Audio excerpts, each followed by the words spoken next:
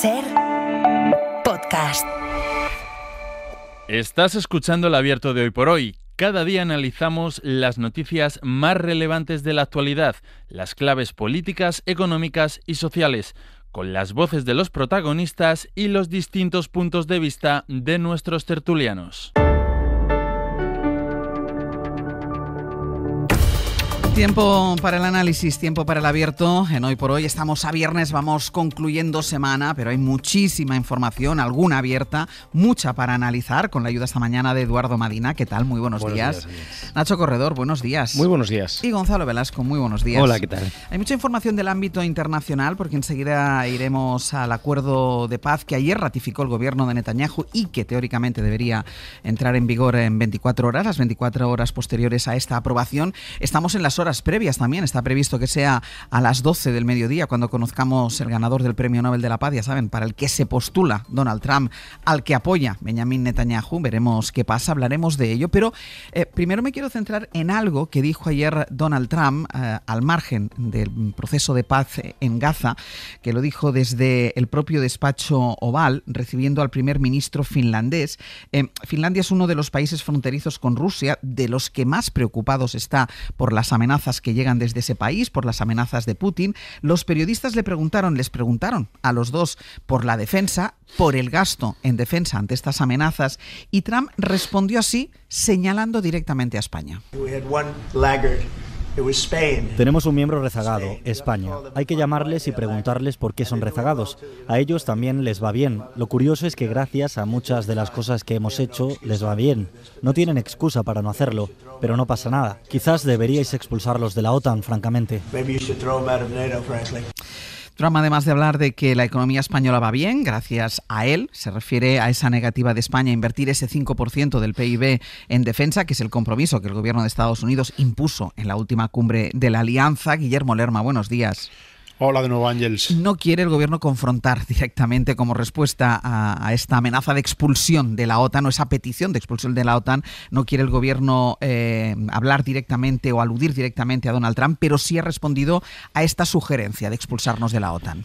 Sí, no lo ha hecho a través de un comunicado oficial porque, como decías, no quiere la Moncloa entrar en una escalada verbal con la Casa Blanca, pero el gobierno sí que hace algunas consideraciones a esas palabras de Donald Trump. Recuerdan que España es un miembro de pleno derecho de la OTAN, que cumple con sus objetivos de capacidad, dicen, tanto como Estados Unidos. Ponen en valor en el Ejecutivo los 3.000 efectivos que están desplegados en distintas misiones y defienden que el compromiso de España no se puede poner en duda. En general, en el Ejecutivo quitan importancia a las palabras de Trump, las ponen en su contexto. Estaba respondiendo a preguntas de los periodistas y recuerdan que no es la primera vez que se lanzan amenazas a España por su posición en la última cumbre de la OTAN. Trump ya amenazó con hacer pagar el doble a España y en otras declaraciones ya calificó de problema a nuestro país por la posición del gobierno en la última cumbre, una posición que, recuerdan, estaba pactada con el secretario general de la Alianza. Quien sí se ha pronunciado públicamente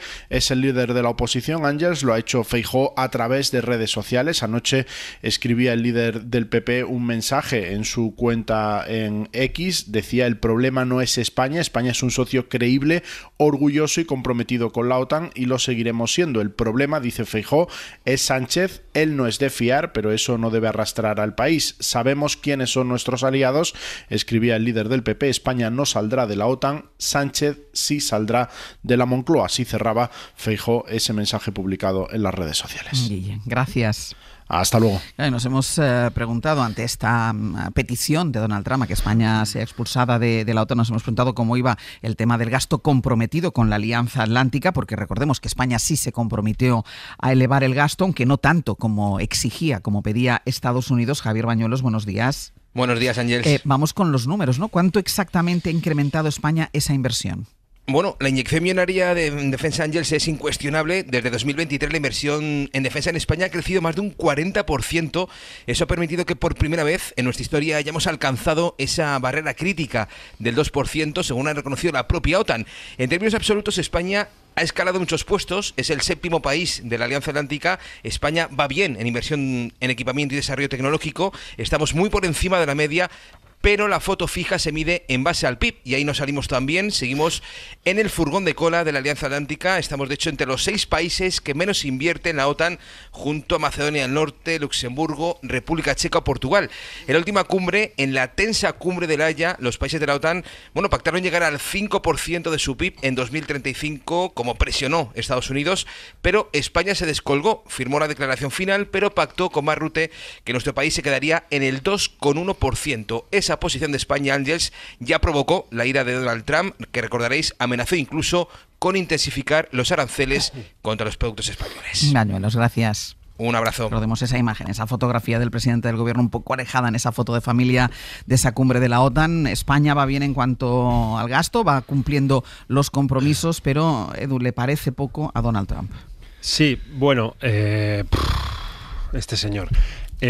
Hablaremos mucho esta mañana de este señor. Sí, primero, es la primera vez que un presidente de Estados Unidos, que yo recuerde, se atreve a hacer unas declaraciones así sobre un miembro fiable que ha dado pruebas de serlo en operaciones de desplazamiento de tropas en zonas en conflicto muchas veces, que en los últimos no sé cuántos años nada parecido a esto habíamos escuchado. Segundo, el Tratado Fundacional de la OTAN es del año 1949 y tiene un artículo que es el número 13 que explica una única posible vía de salida, y es la renuncia voluntaria de un país miembro de la OTAN a salir.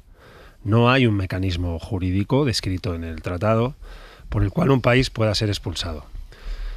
Yo no sé si esto Donald Trump lo sabe o le da igual, porque hay en Donald Trump un epicentro claro de uno de los grandes problemas que asiste hoy a la conversación mundial, y es que hay una disociación clara entre el lenguaje y la realidad.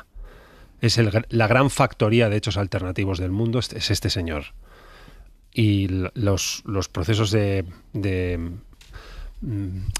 ejemplos más o menos parecidos que vemos en Europa son ejemplos seguidos de este señor, que es una gran factoría de disociación de la realidad con respecto al lenguaje, de producción de hechos alternativos. Así que, primer elemento ese, no hay posibilidad de expulsar a un país miembro de la OTAN. 2, si el gobierno español tiene dudas sobre las cuantías que este señor exige, el gobierno español tiene razón en tenerlas.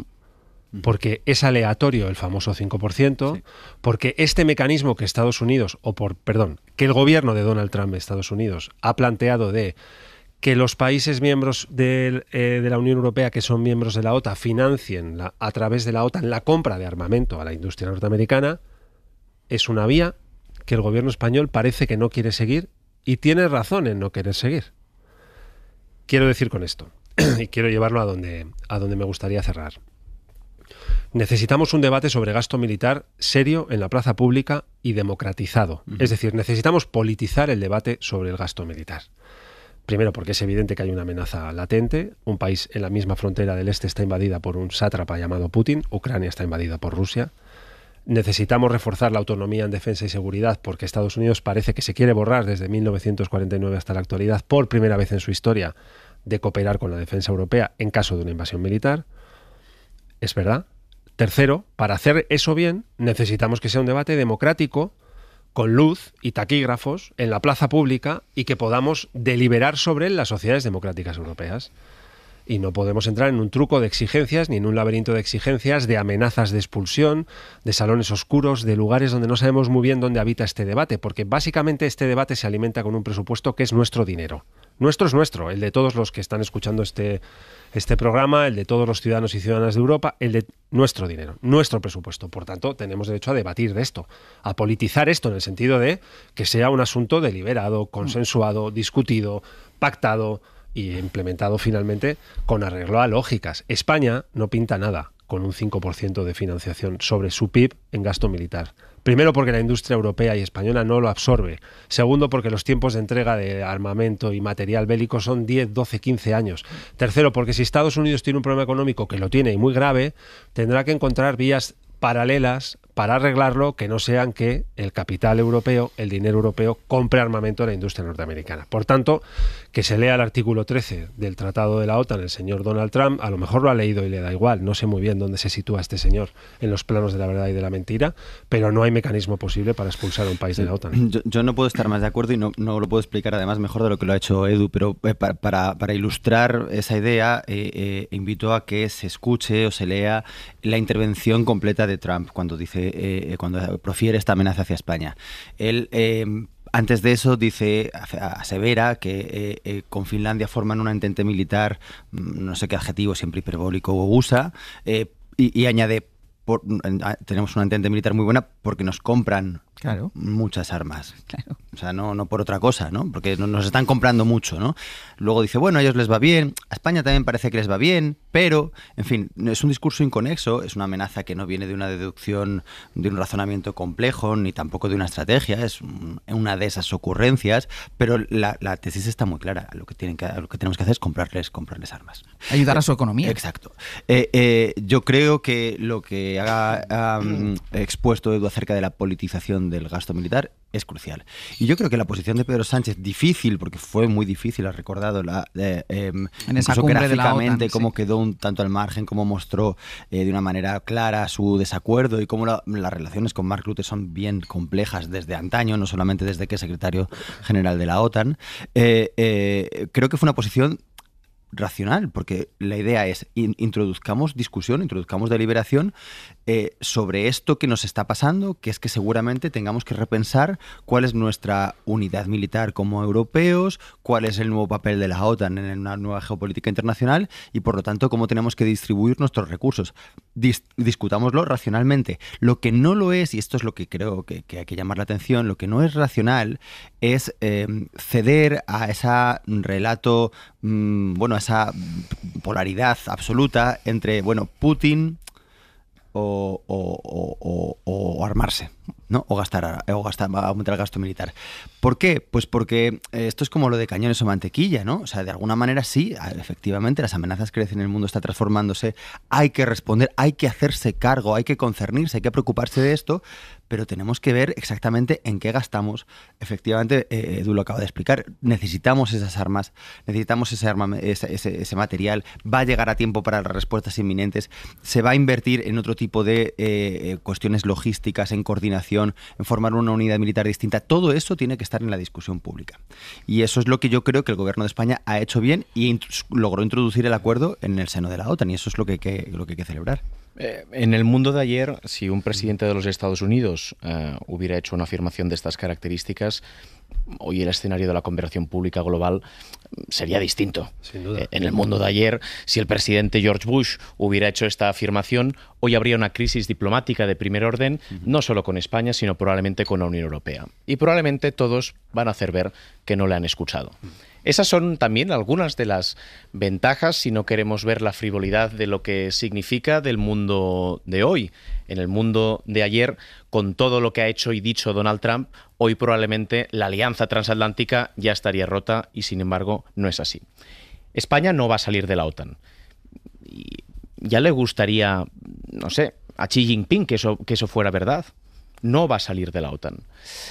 Y nos da un pretexto, en cualquier caso, esta declaración para hacer lo que están señalando tanto Gonzalo Velasco como Eduardo Madina, ¿no? Que es socializar un debate que es profundamente necesario. Probablemente Finlandia ha tenido menos capacidad de reaccionar de forma sofisticada al debate planteado por Estados Unidos porque su opinión pública vive la amenaza de Rusia en el aquí y en el ahora. Y eso lleva a tomar malas decisiones, como que después de que Donald Trump critique a los europeos por no haber invertido en su seguridad y defensa en todo el último siglo, la respuesta de algunos países no sea vamos a tener más autonomía, sino sea vamos a comprarte a ti esa seguridad y esa defensa. Estamos viendo en la última semana cómo hay incursiones de drones permanentemente en las fronteras de algunos países de la Unión Europea. Y el debate es más que necesario porque la seguridad y la defensa no solo va de armarse, va de otras muchas cuestiones que tienen que ver con, en el fondo, el mantenimiento de nuestro sistema de derechos y libertades. Dicho eso, y como nota a pie de página, Lo que sí hay es abierto un debate, y Estados Unidos está presionando al respecto, que creo que también es bueno socializarse, sobre la relación de ese país con distintos aliados. Por ejemplo, con Marruecos. Para Estados Unidos, Marruecos es un aliado estratégico, al menos desde los acuerdos de Abraham y el reconocimiento que hubo por parte de Marruecos al Estado de Israel. Fue un acuerdo tan importante que hasta después de eso se modificó la posición de España en relación a algunos asuntos de Marruecos, como el reconocimiento del Sáhara. Bueno, no, aquí hay un debate que está vivo, digamos, en el microcosmos de las personas dedicadas a la seguridad y a la defensa, y es que si es un escenario real que Estados Unidos plantee que las bases de la OTAN que están hoy en España no estén en España y estén en Marruecos. Y este tipo de mensajes hay que leerlos más en ese tipo de claves que en la explicitud de los mensajes que se lanzan, porque, insisto, España no va a salir de la OTAN. Pues vamos a hacer una pausa y a la vuelta seguimos, vamos tirando del mismo hilo porque vamos a hablar del acuerdo de paz.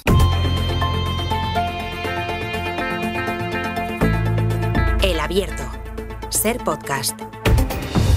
En el Abierto, Eduardo Madina, Nacho Corredor y Gonzalo Velasco. Vamos con el plan de paz de Donald Trump para Gaza. Ya saben que ayer por la tarde hubo reunión del gobierno israelí y Israel acepta esta primera fase. Es el primer titular que demuestra un avance importante hacia la suspensión de los ataques. El otro es que varios países han empezado a poner tropas a disposición de una futura misión de paz sobre el terreno. A partir de aquí, los matices y los detalles de un pacto que, tampoco nos engañemos, sigue siendo frágil y que todavía genera algunas dudas. Así que nos vamos a Jerusalén. Nuria Garrido, buenos días. Buenos días, Ángels. Porque de momento, a pesar de que ayer el gobierno aprobó este plan de paz, de momento Israel ha seguido atacando a Gaza. Lo que se espera es que esto deje de suceder en cuestión de horas, ¿no? Y que sus tropas empiecen a replegarse. Sí, de hecho, horas después de que el gobierno israelí ratificara este acuerdo, que Ángels lo ha hecho a la 1:30 de la madrugada, se esperaba que este anuncio llegara a las 8 o 7 de la tarde. Ayer quedó claro que Israel no tenía ninguna prisa en dejar ratificado totalmente este acuerdo. Pues bien, poco después, durante esta madrugada, el ejército ha bombardeado, por ejemplo, el sur de la Franja de Gaza, según está informando la agencia de noticias Wafa. De momento no sabemos si ha habido víctimas mortales, pero lo que nos están contando algunos gazatíes es que siguen escuchando, lo vamos a escuchar aquí también, ese zumbido de los drones que siguen sobrevolando en la Franja de Gaza. Este es el sonido que les ha perseguido durante estos 2 años y a estas horas lo siguen escuchando, pero al mismo tiempo estas fuentes gazatíes también nos están confirmando, Ángels, que ha empezado este primer repliegue del ejército. Nos lo acaban de confirmar. Recordemos que en estas 24 horas tienen que pasar de controlar el 80% al 53% más o menos por ciento del enclave. En las últimas horas Hamás también ha dicho que ha recibido garantías por parte de los mediadores de que esta guerra ha acabado, pero esto lo vamos a ver en las próximas horas y sobre todo, antes, una vez concluya ese primer intercambio entre rehenes por presos palestinos. Porque en teoría, sobre el papel, tendrían que pasar 24 horas para que cesaran los ataques. Esto sería esta madrugada que viene. Exacto, es el periodo de tiempo que se ha pactado, pero al final, Ángels, lo que estamos viendo es que lo que en un primer momento propuso Donald Trump se ha ido cambiando totalmente, porque este plan no tenía 2 fases, eran 20 puntos, y lo han reconvertido en la misma fórmula que se ha ido aplicando en las otras treguas. Los otros puntos todavía no están negociados, el desarme de Hamás, quién va a gobernar la Franja de Gaza. Lo que tenemos ahora mismo encima de la mesa es esta primera retirada que nos acaban de confirmar estas fuentes gazatíes que se está produciendo, y lunes o martes que empiece ese intercambio. Pues Nuria, muchísimas gracias. Seguimos pendientes. Gracias, un abrazo. Ya ven que el plan de paz lleva cosido su nombre. Es imposible ahora mismo hablar de todo esto sin hablar del mismo que estábamos hablando antes de la pausa publicitaria, del presidente de los Estados Unidos, de Donald Trump, porque él ha impulsado el plan, porque él se encarga de recordarlo en cada ocasión que tiene. Así que vamos a saludar a nuestra corresponsal en Washington, Sara Canals. Buenos días. Buenos días, Ángels. De hecho, no solo quiso adelantarse al anuncio de Netanyahu y dar por concluida la guerra antes de que el primer ministro hebreo anunciase la decisión de su gabinete, sino que también se preocupó ayer de escenificar su triunfo en cada acto que tenía en la agenda. Sí, como era previsible, Donald Trump dedicó el día de ayer a sacar pecho del acuerdo.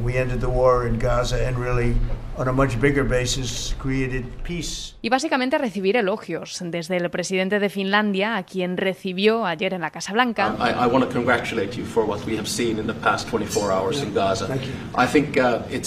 A los secretarios de su gobierno que en una reunión de gabinete ante la prensa le alabaron uno por uno. De hecho, el jefe de la diplomacia, Marco Rubio, The president had some extraordinary phone calls and meetings that required a high degree of intensity. Destacó, por ejemplo, que Trump mantuvo llamadas y reuniones que requerían un alto nivel de intensidad.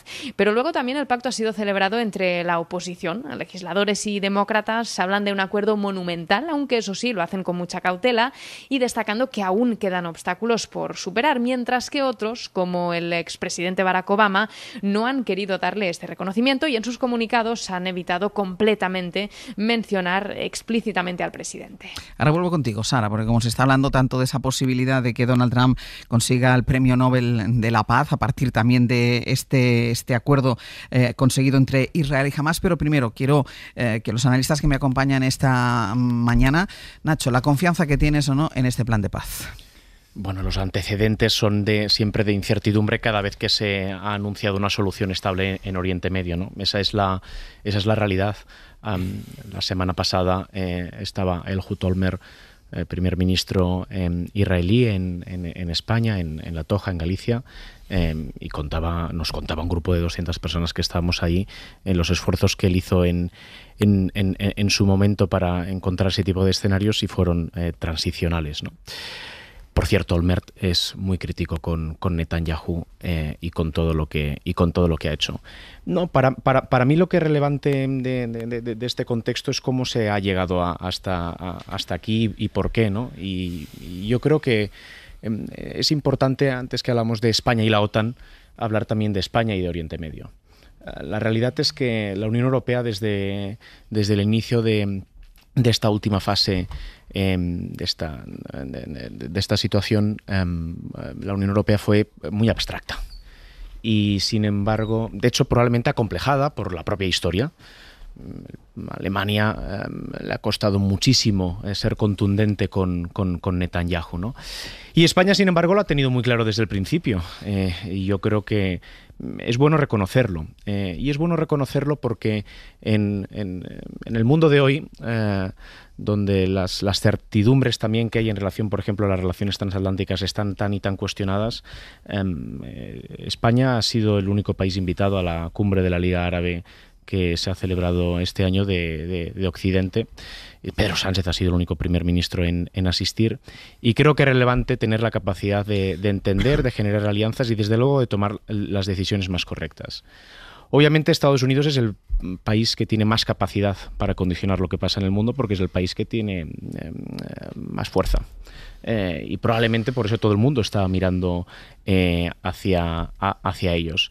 Lo relevante en cualquier caso es, en fin, que en una zona en la que desde hace un siglo ha sido muy difícil que puedan convivir personas de creencias y de visiones distintas, lo puedan hacer. Y desde esa perspectiva, institucionalizar a través de la solución de los dos estados lo que allí ocurre es en última instancia lo único que puede permitir generar algún elemento adicional de certidumbre. El problema es que este acuerdo de paz no garantiza que puedan convivir. Voy a hacer una pausa y a la vuelta retomamos el análisis en este punto.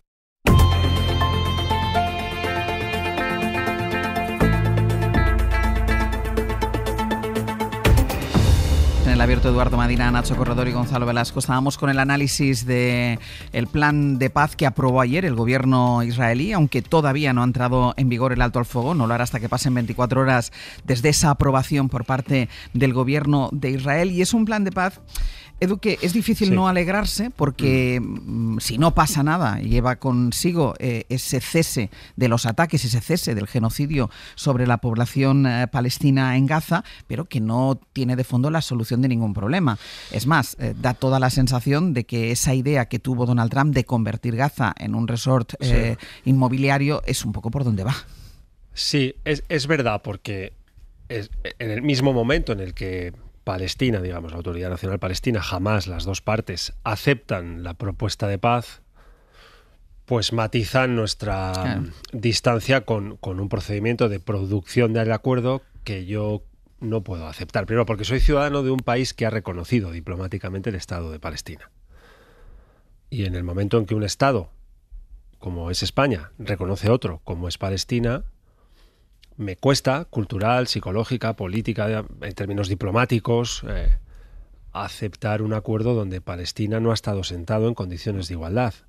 Se ha elaborado, se ha construido entre Estados Unidos y Netanyahu, entre Donald Trump y sus secuaces, y Netanyahu y sus secuaces, tras casi 70.000 personas masacradas en un genocidio de población civil asesinada impunemente ante los ojos del mundo en la Franja de Gaza durante todos estos últimos no sé cuántos meses ya.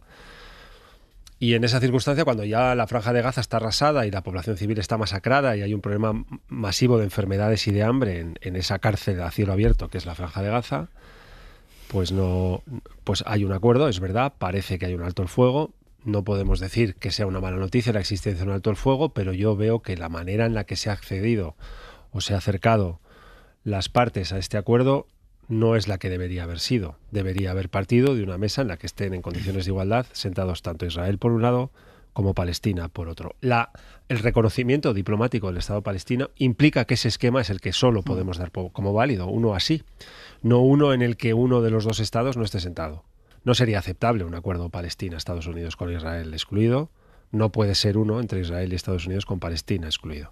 Ahora, si este alto el fuego termina bien, estaré encantado de venir una mañana a las 8:30 de la mañana y decir, mire, todas mis cautelas no sirvieron de nada porque ha terminado bien. Ojalá, pero me extrañaría que tras todo lo vivido y conociendo un poco el perfil de los protagonistas en Estados Unidos y en Israel, este acuerdo termine generando el esquema que para mí sigue siendo válido, un esquema de dos estados, en paz estable y duradera, con capitalidad compartida en la ciudad de Jerusalén, el esquema clásico ONU, donde nos hemos situado siempre y hemos visto que era el esquema de salida de un conflicto árabe-israelí que hunde sus raíces en la historia y que las tiene sobre todo implantadas tras la Segunda Guerra Mundial.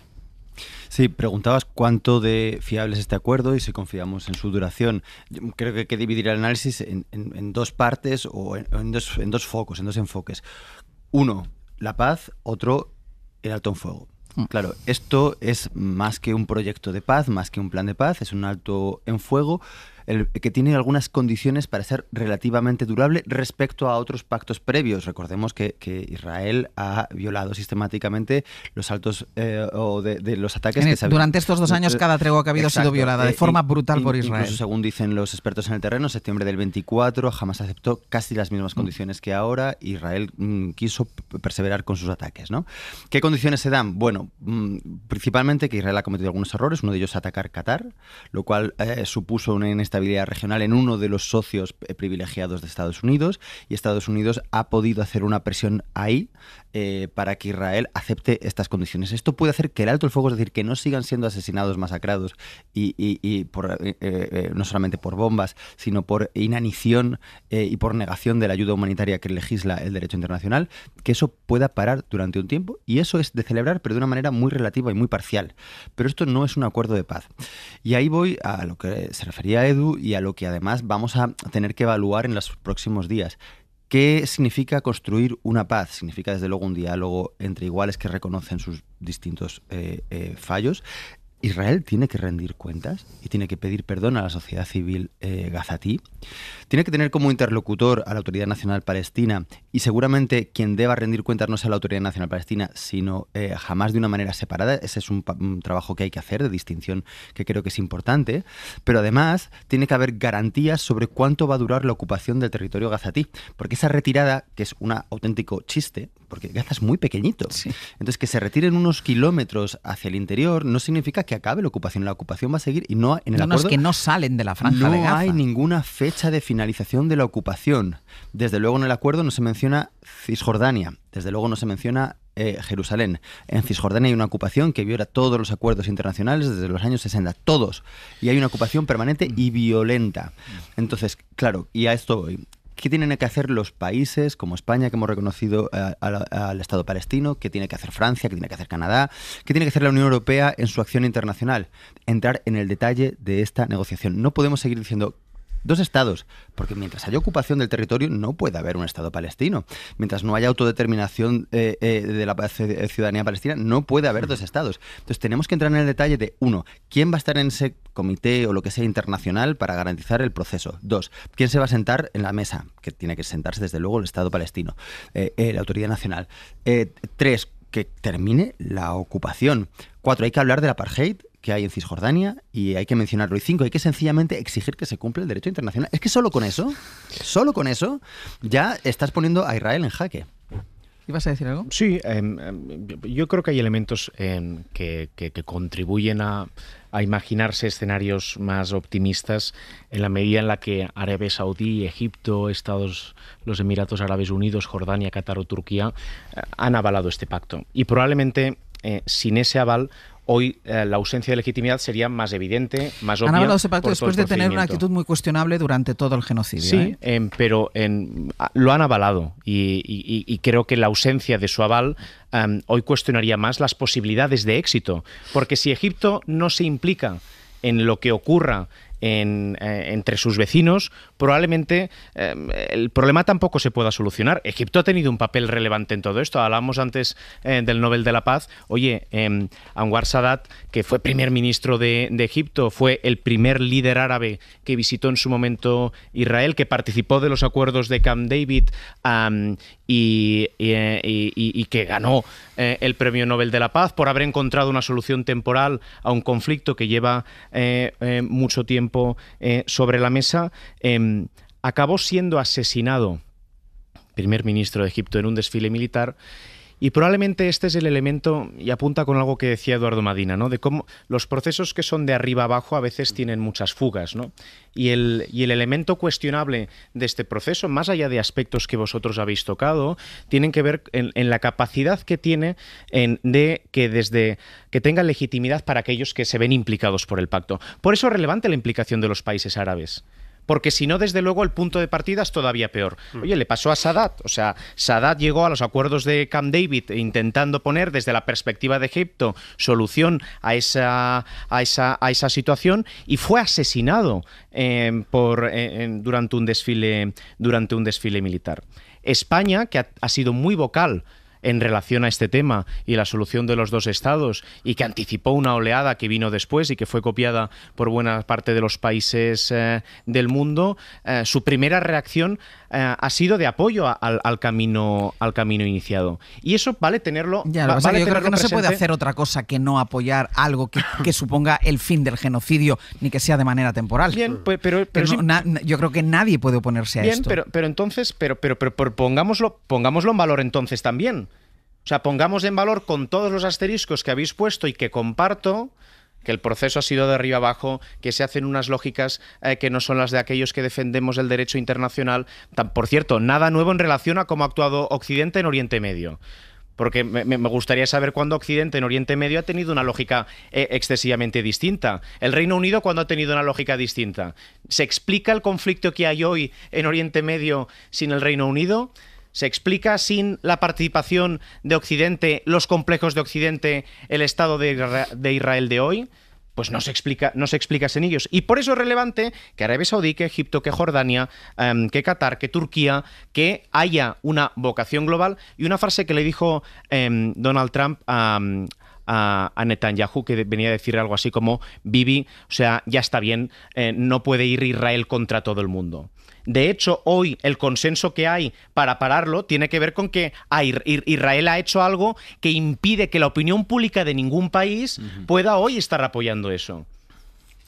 Claro, yo creo que por eso ahora lo que tenemos que ver es cómo se articula la acción diplomática compleja, global, y tomando en consideración en buena medida esos agentes intermediarios que son los países árabes suníes del entorno, que tienen un papel importante a esto. Creo que, claro, uno no puede venir a la Unión Europea y decir: ahora yo también quiero sentarme en la mesa, dejadme un sitio, ¿no? Esto no es así de fácil, pero sí que se puede articular influencia, se puede intentar introducir elementos en la negociación y en la conversación, y desde luego se puede hacer una presión pública que por otro lado ha sido relativamente efectiva, no totalmente efectiva, obviamente, pero que Estados Unidos se haya visto presionado para presionar a su vez a Israel, que ante esta ventana de oportunidad del no solo de sus excesos, sino de los fallos para atacar a Qatar y otras cuestiones que están siendo señaladas como claves, tiene que ver con que ha habido una presión y que la opinión pública, incluso en Estados Unidos, incluso en algunos de los países que apoyan inequívocamente a Israel, está cambiando. De tal manera que ahora no basta con grandes declaraciones institucionales de reconocimiento de los dos estados, porque eso es como señalar la meta imposible, el horizonte casi utópico. Primero tenemos que articular, o sea, es verdad, es el horizonte y esa es... quizás es el punto de partida porque es señalar hacia dónde vamos, la brújula. Pero ahora que hay que articular las mediaciones para llegar a eso, ¿no? ¿Ibas a decir algo? No, bueno, ¿hay tiempo? Sí. Vale, digo que... O sea, parece... Me encanta cuando van mirando el reloj. Sí, porque nunca sé cuándo vamos a Publi y eso, pero yo creo que la brújula es relevante, porque por ejemplo, en Sáhara Occidental la hemos perdido. La hemos perdido. Teníamos una brújula que era una posición diplomática clara, donde España estaba situada con arreglo a la posición hegemónica en el mundo en derecho internacional, marco ONU, etcétera, y la hemos perdido. Hemos tenido un giro extraño que no entiende. Bueno, alguien habrá que lo entiende, pero la gran mayoría de la sociedad española no lo entiende. No sabemos muy bien, nadie lo ha explicado del todo, qué hemos hecho en Sáhara Occidental con respecto a Marruecos. Aquí es justo lo contrario. Aquí tenemos el sentido de la dirección, lo tenemos claro, y el sentido de la dirección es el reconocimiento diplomático hecho un año antes que otros países. ¿Tiene una implicación directa, clara, tal, en un país que está arrasado? Bueno, tiene la implicación que tiene, pero de entrada manda un mensaje político y diplomático de primera magnitud. Solo existen las cosas que se nombran. Y el Estado de Palestina existe culturalmente ante los ojos de bastantes países occidentales porque es nombrado y es reconocido. Es relevante hacerlo, aunque sabemos el significado en términos de implementación práctica que el tema tiene, pero no perder el sentido de la dirección. Imagínate que hubiera un gobierno ahora, Gonzalo, en España, que hubiera girado la posición diplomática parecido a lo que hemos hecho en el Sáhara con Palestina, y que nos hubiésemos borrado de todo esto, hubiésemos hecho como que no vemos, hubiésemos dicho que bueno, el sentido del posicionamiento de España en términos internacionales sería bien distinto. No, yo estoy plenamente de acuerdo, matizo solamente, y me parece fundamental, y haber empujado a otros países creo que es un papel de liderazgo y que ha cambiado la estrategia geopolítica de muchos estados. Pero ahora que se abre este nuevo escenario, hablar de los dos estados y no cuestionar la duración de la ocupación del territorio palestino, cuando no puede haber un Estado soberano si un territorio está ocupado, es como tener la brújula y empezar a caminar hacia el otro lado. Acuerdo, sí. Entonces ahora hay que hablar de estas condiciones, de estos plazos, y esto es lo que hay que poner nuevos elementos. Vamos a volver a Washington porque dentro de unas horas, o una hora y media aproximadamente, a las 11, vamos a conocer quién es el Premio Nobel de la Paz, y ya saben que se está especulando mucho sobre la posibilidad de que este premio al final acabe siendo para Donald Trump, que se está postulando para él desde ya hace tiempo. Recordemos que él se hace llamar a sí mismo el pacificador, reclama este premio en público, y Washington, Sara Canals, presiona por él en privado, ya sea al gobierno noruego o al mismo comité del Nobel. Exacto. Él presume de haber logrado su 8º acuerdo de paz, insistiendo en que su motivación no es la de ganar el Nobel, a pesar de que lleva meses presionando por ello, y junto al presidente de Finlandia reconoció que pensaba que le sería mucho más fácil solventar la guerra en Ucrania y que este será su siguiente reto, aunque minutos después, eso sí, volvía a criticar duramente al presidente Obama por haber recibido el galardón en 2009. Pero en esta comparecencia lo cierto es que fue llamativa la reacción del finlandés, que a preguntas de la prensa sobre si Trump merece o no recibir este Nobel,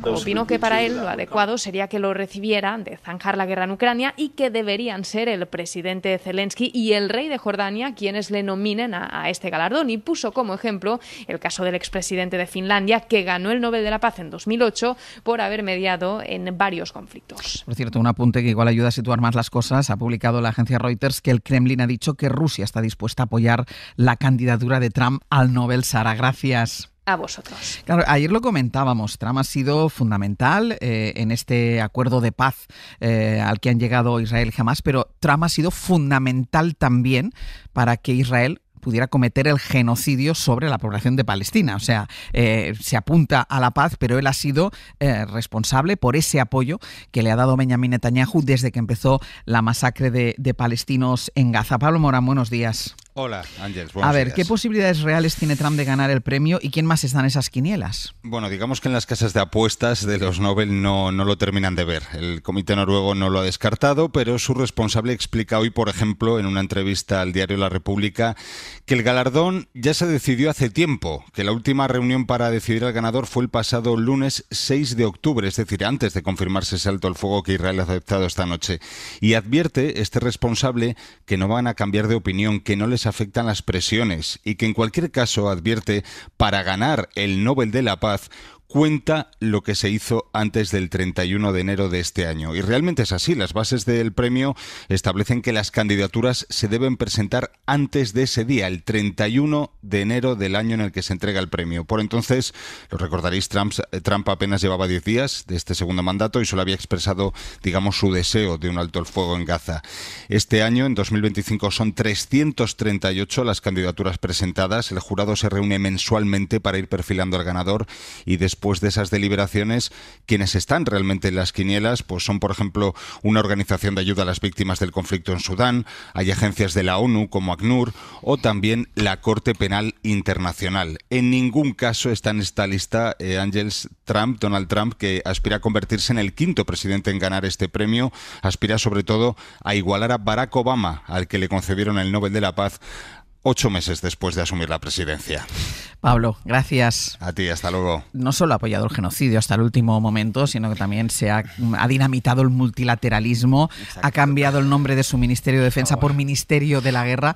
Claro, o sea, los que estamos aquí presentes, yo creo que todos coincidimos, Edu, en que esto no es posible, pero el mero hecho de plantearlo, o sea, es que ya a mí me asusta el mero hecho de que estemos contemplando esa posibilidad. Bueno, es que solo hablarlo ya genera un plano alternativo de la realidad, ¿no? Sí. Este señor que dispara lanchas en el Caribe. Exacto.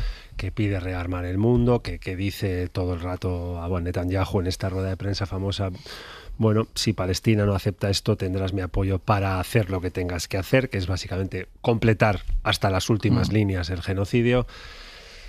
Que, en fin, es una fábrica alternativa, es una productora de hechos alternativos, una producción de una realidad de ficción alrededor de la realidad que sucede. Y creo en ese sentido que solo el hecho de estar hablándolo ya es casi que habla más de nosotros que de él, me parece a mí. Gonzalo. Sí, es muy tentador empezar a entrar en análisis psicopatológicos, ¿no? Porque esto, además de pedir que a uno le den un premio y exigirlo, es algo que es una contradicción en sus términos, ¿no? Es como pedir que a uno le feliciten, ¿no? Pues las felicitaciones no son como tales si vienen a cambio de algo, si las exiges, ¿no?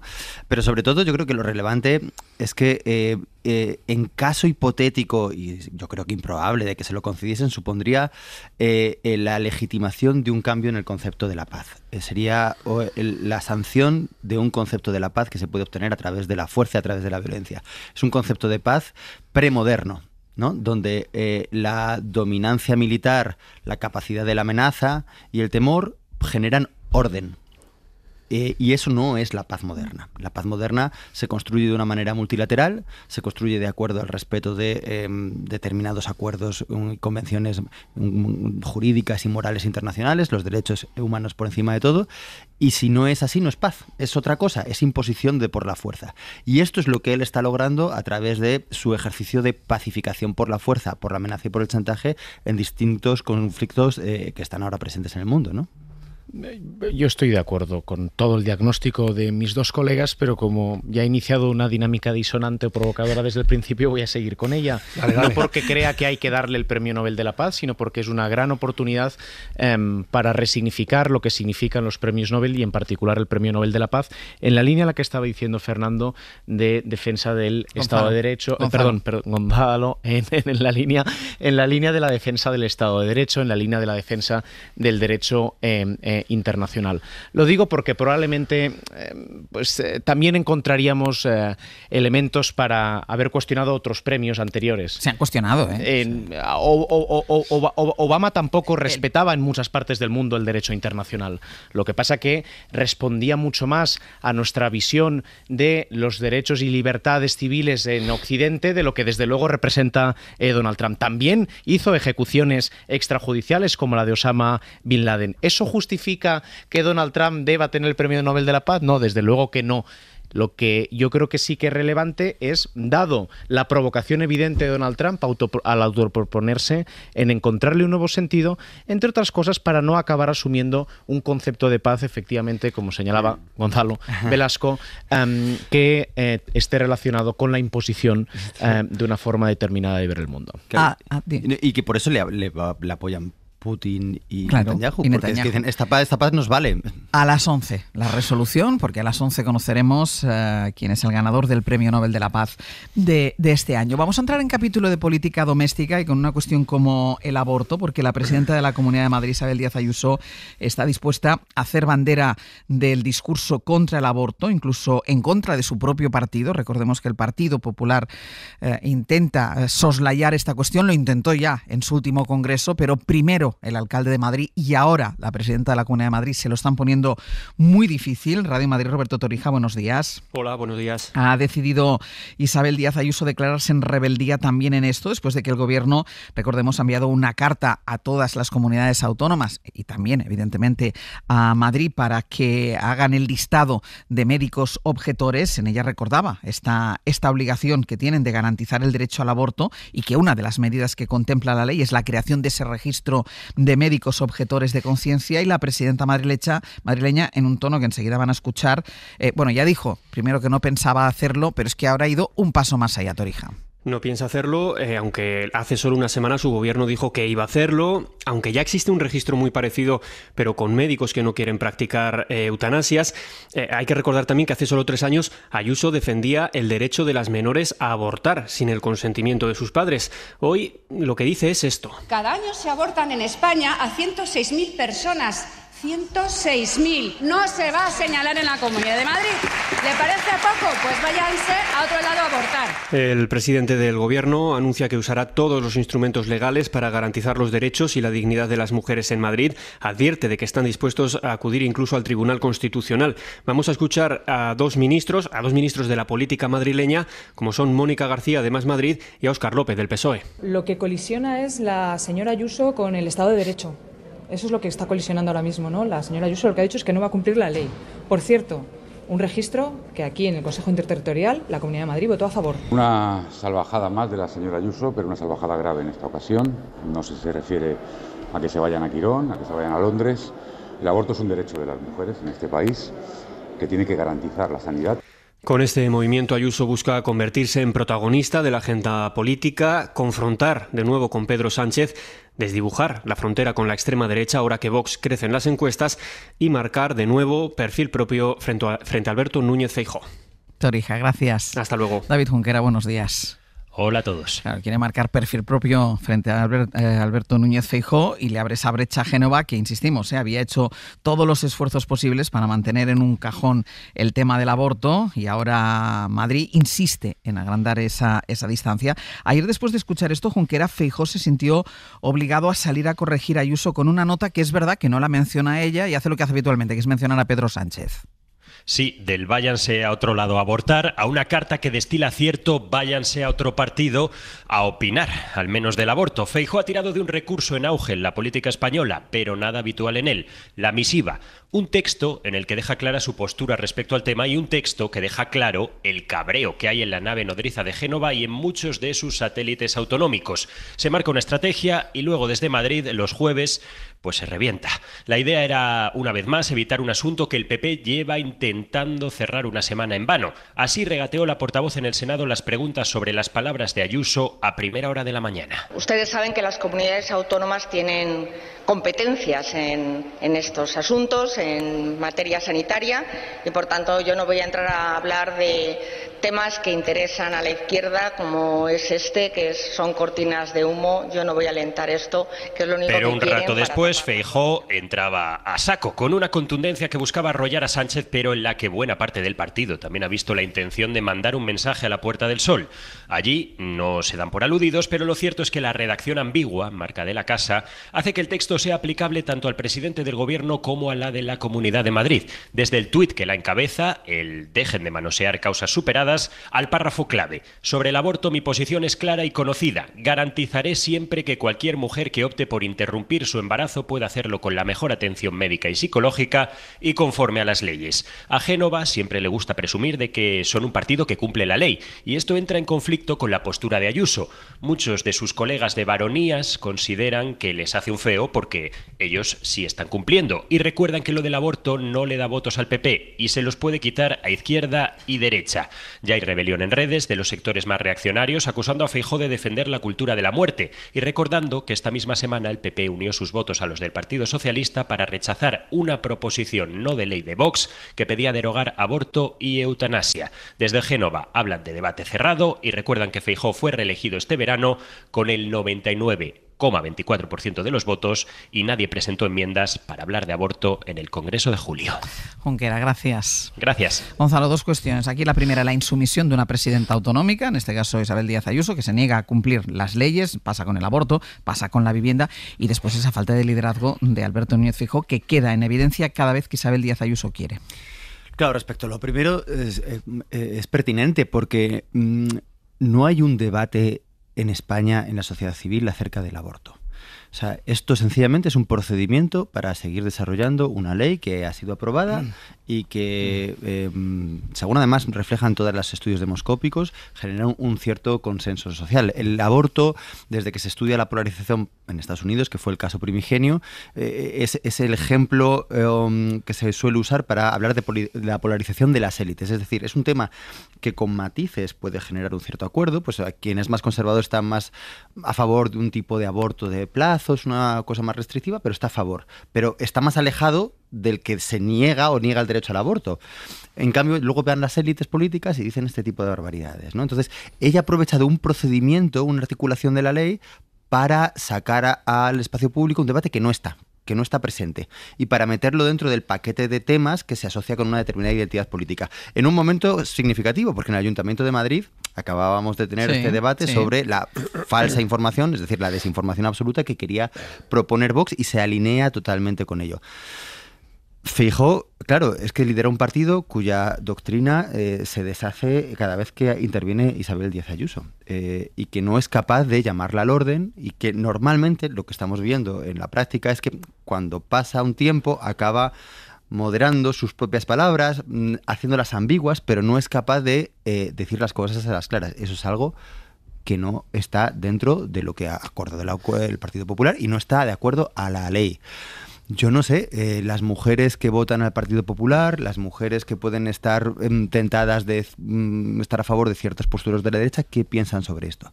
Porque yo creo que hay que recordar además cuál es el fundamento del aborto, esto de se matan a personas, que es una barbaridad y además es absurdo desde el punto de vista científico.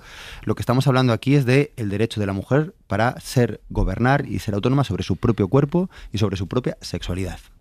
Sí, bueno, estoy 100% de acuerdo con lo que acaba de decir Gonzalo, pero desde ahí digo que es curioso cómo en lo que en tenis llaman errores no forzados, en el Partido Popular se llama una y otra vez, se produce una y otra vez. Totalmente, ¿no? Eso. Porque en el debate en el Ayuntamiento de Madrid, que es el gran detonador de toda esta escalera absurda de posicionamientos políticos extemporáneos y fuera de espacio porque las últimas encuestas que hemos conocido dicen que más del 80% de los ciudadanos y ciudadanas de la sociedad española está de acuerdo con la legislación de plazos para la interrupción voluntaria del embarazo, más del 60% de los votantes del Partido Popular y de Vox.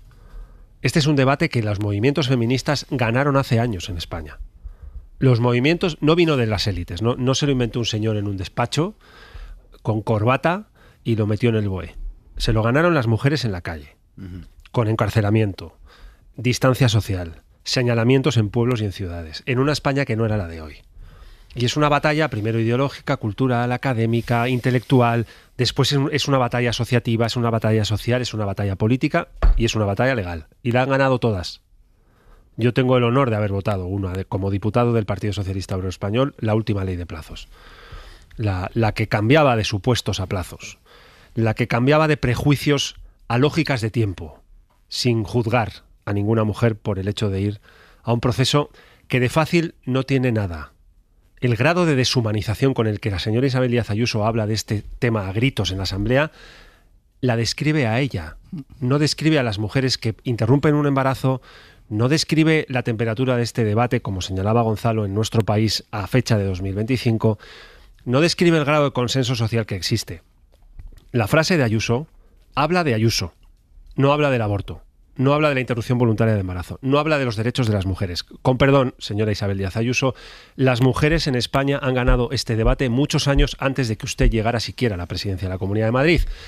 Más allá de eso, el Gobierno ha anunciado un proyecto de ley para una reforma constitucional. Yo puedo decir que no estoy más al 100% porque no puedo. Porque es llevable este asunto al debate de si eso no puede tener o no encaje en nuestra Constitución. Completamente. Porque cada vez que salen voces como la de Isabel Díaz Ayuso, muchas mujeres en España tiemblan.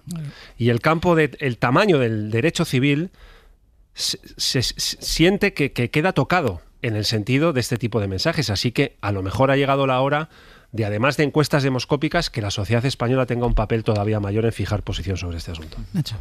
Estamos alineados y no hay disonancia, digamos, en este... ¿En esto no? En este aspecto. No, yo quisiera tirar del hilo de algo que señala Eduardo.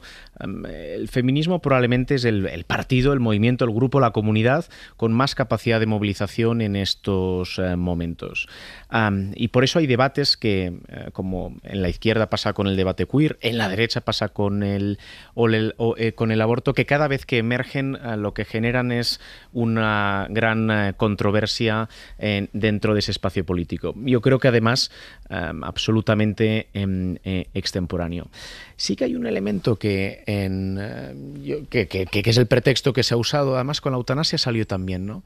Yo creo que nada obliga a alguien a aplicar la eutanasia, pero tampoco hay nada que obligue a nadie a ser funcionario público. O sea, yo es que creo que el Estado lo que está es para garantizar el ejercicio de los derechos y sus representantes también, ¿no? E insisto, yo entiendo que haya posiciones morales. Oye, hay personas que se encuentran a lo mejor ante una circunstancia determinada y optan por hacer algo distinto de lo que da opción a la ley.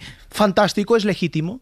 Pero el Estado debe garantizar a través de sus representantes el ejercicio de cualquier derecho y las administraciones son responsables de ello. Muy cortito, esto es muy importante que señala Nacho, y aquí en este programa muchas veces se ha descrito lo que pasa en los hospitales de la Comunidad de Madrid, motivo por el cual muchísimas madrileñas tienen que ir a... Solo el 1% de mujeres en Madrid no llega, creo, al 1% de mujeres en Madrid puede abortar en la sanidad pública. Las administraciones públicas no están garantizando que se cumpla una ley aprobada en la sede de la soberanía nacional. O sea, pausa y seguimos.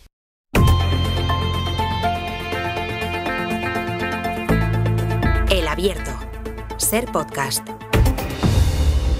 En el Abierto, Eduardo Madina, Nacho Corredor y Gonzalo Velasco. Quedan todavía dos cuestiones que no vamos a tener tiempo de analizar, pero casi mejor porque así los oyentes se quedan con ganas de más y eso siempre es bueno. Primero, la crisis sanitaria por los errores en los cribados del cáncer de mama, que Andalucía se ha convertido ya en una auténtica crisis política en esa comunidad autónoma. Ayer cientos de mujeres salieron a las calles para pedir la dimisión de Juanma Moreno porque consideran que el cese de la consejera de Salud, que se produjo el miércoles, no ha sido suficiente. Radio Sevilla, Natalia Perales, buenos días.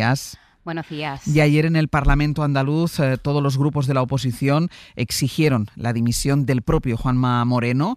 La crisis sigue creciendo porque vamos conociendo, vais recopilando además vosotros más casos y casos que no solo salen del Virgen del Rocío de Sevilla, como trató de acotar la Junta.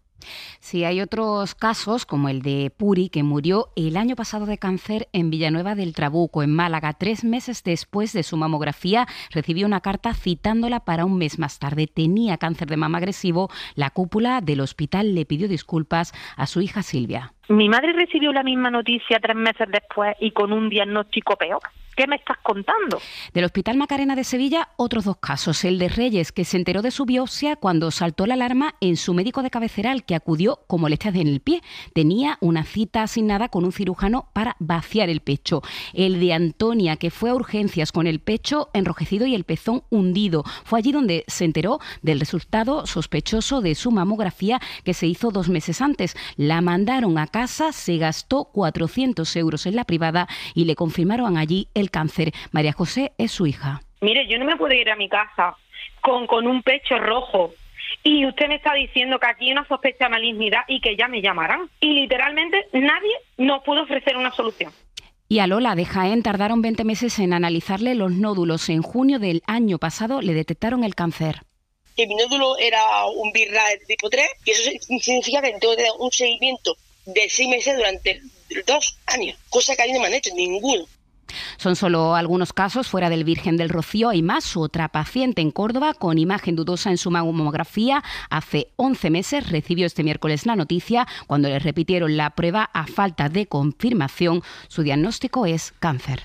Natalia, gracias. Hasta ahora. Y luego está el nuevo enfrentamiento entre la ministra de Trabajo y el jefe de la patronal, Antonio Garamendi, por la propuesta de Yolanda Díaz para ampliar el permiso por fallecimiento de un familiar a 10 días. Ayer Garamendi dijo que es una ocurrencia y tiró así de ironía. Yo pedía un permiso del permiso de la ministra. Es decir, un permiso 10 días para descansar 10 días de los anuncios de la ministra. Yo, sinceramente, creo que sería así porque es agotador. O sea, tengo que decirlo, cada día es una ocurrencia nueva. ¿Se ha estudiado qué significa económicamente esto? No. No, esto es porque me apetece, esto es porque me queda muy bien, queda guay hoy a la mañana que tenía un desayuno y lo suelto. Bueno, la medida se ha planteado también sin contar con los sindicatos, que afean que no vaya a pasar por el diálogo social. Jordi Fábrega, hola de nuevo. Hola, buenos días. Y también hay riesgo de cierto enfrentamiento con el Ministerio de Economía. El ministro Carlos Cuerpo no se opone, aunque ha pedido encontrar un equilibrio con las empresas. Sí, digamos que el anuncio de la propuesta no ha tenido el mejor recibimiento. Lo que hizo Yolanda Díaz es anunciar que tiene ya escrito un Real Decreto para hacer dos cosas. Para ampliar a 10 días el permiso por fallecimiento de familiar, ahora está fijado en 2, ampliable a 4 si hay que moverse fuera del municipio de residencia, y también para crear un permiso por cuidados paliativos. La idea, como hemos escuchado, no gusta a las empresas, a la COE y a su presidente, Antonio Garamendi, al que acaba de responder hace unos minutos desde Ginebra la misma vicepresidenta Yolanda Díaz. Estoy segura que muchísimas personas saben lo que es tener que ir a trabajar tras el fallecimiento de un hijo, de una madre. Estos chascarrillos burlándose de la gente que tiene familiares enfermos son impropios de alguien como lo que usted representa. Dice Yolanda Díaz que las empresas sintieron ayer vergüenza al escuchar al presidente de la patronal, al que acusa de frivolizar sobre este tema. Los sindicatos también lamentan que no se haya hablado de esta cuestión en el diálogo social. Nos dicen desde Trabajo que se les va a informar, pero la idea es llevarlo directamente al Consejo de Ministros, donde se va a encontrar también algo de frialdad, como decías, por parte del ministro de Economía, que ayer decía sí a avanzar en derechos, pero a hacerlo con equilibrio. Es cierto que, por supuesto, también a la hora de hacerlo, como ya hemos dicho en otros grandes proyectos, hay que encontrar un equilibrio para hacerlo de la mano de nuestras empresas. Pues veremos en qué se traduce, Jordi. Gracias. Hasta luego. Para no perderte ningún episodio, síguenos en la aplicación o la web de la SER, Podium Podcast o tu plataforma de audio favorita.